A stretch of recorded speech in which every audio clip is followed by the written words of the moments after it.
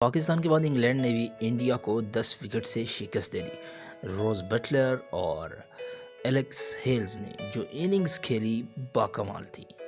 Heals کے بارے میں ہم گفتگو کریں گے۔ 2019 کے بعد اس ٹورنامنٹ میں ورلڈ کپ میں ان کو شامل کیا گیا، وہ بھی ایک کھلاڑی کے زخمی ہونے پر، ورنہ 3 سال سے مسلسل اچھی کارکردگی دکھانے کے باوجود ان کو نظر انداز کیا جا رہا تھا۔ وجہ یہ تھی 2019 کے ورلڈ کپ کے لیے انہیں سلیکٹ کیا گیا تھا، مگر ان کے خون کے نمونے پازیٹیو آئے تھے، ڈرگز کے اثرات ملے تھے، جس کی وجہ سے ایئن مورگن جو انڈین ٹیم کے کیپٹن تھے انگلینڈ کے، انہوں نے ان کو کھلانے سے صاف انکار کر دیا کہ سب سے پہلے ہمیں اچھے کھلاڑی چاہیے۔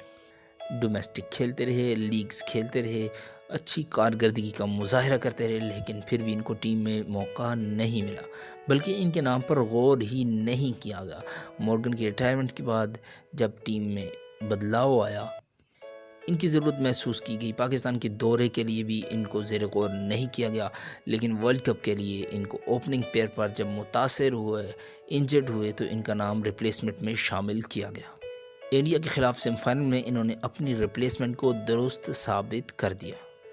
80 سے زائد رنز بنائے، 170 رن کی پارٹنرشپ قائم کی اور انڈیا کو 10 وکٹ سے سیمی فائنل میں شکست دی، جو یقیناً ان کی ایک بڑی کامیابی ہے۔ پی ایس ایل بھی کھیل چکے ہیں، اسلام آباد اور کراچی کی جانب سے انہوں نے نمائندگی کی، اس کے ساتھ آئی پی ایل بھی کھیل رکھی ہے۔ آئی پی ایل میں ممبئی اور حیدرآباد کی نمائندگی کر چکے ہیں۔ 2011 سے انگلینڈ کی جانب سے کھیلنا شروع کیا اور اب تک کھیلتے آ رہے ہیں۔ 2019 میں ٹیم سے نکالے جانے کے بعد یوں لگ رہا تھا جیسے ان کا انٹرنیشنل کیریئر ختم ہو چکا ہے، لیکن انہوں نے محنت جاری رکھی اور ایک مرتبہ پھر ٹیم کا حصہ بن کر اچھی کارکردگی دکھائی اور اپنی جگہ مستقبل کے لیے پکی کر لی۔ پاکستان کے لیے انہوں نے خطرے کی گھنٹی بجا دی ہے کہ فائنل میں ان سے محتاط رہنا ہوگا۔